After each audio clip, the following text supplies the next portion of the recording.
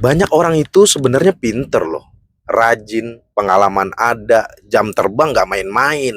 Kalau dilihat dari CV-nya harusnya hidupnya udah naik. Ya tapi kenyataannya hidupnya gitu-gitu aja. Dan ini bukan karena dia kurang pintar ya. Bukan karena dia males, bukan karena dia nggak usaha.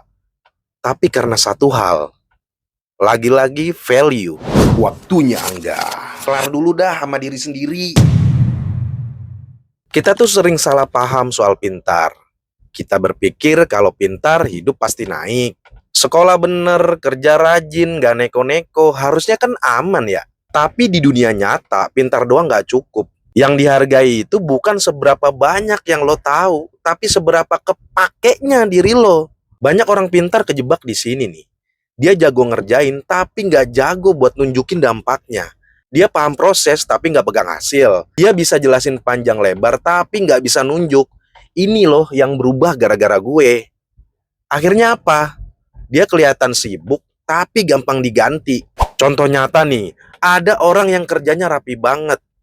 Datanya lengkap, laporannya bagus, Excelnya cakep. Kalau disuruh ngerjain, dia orang pertama tuh yang siap.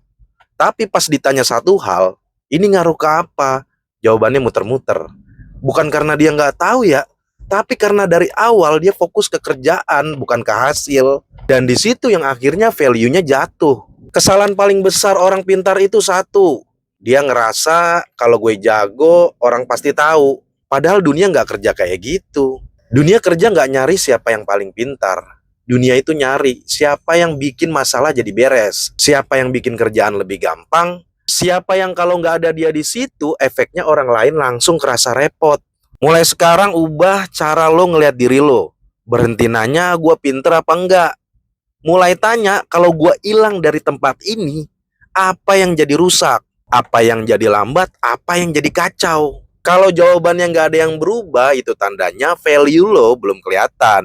Pintar itu modal, tapi yang bikin hidup naik itu posisi. Dan posisi naik bukan karena lo yang paling capek, tapi karena lo pegang bagian yang penting. Bagian yang kalau dilepas, orang lain gak bisa sembarangan ganti. Gue bikin konten kayak gini bukan bikin lo ngerasa paling pinter, tapi biar capek lo ada harganya. Kalau lo ngerasa posisi lo lebih layak dari sekarang, subscribe.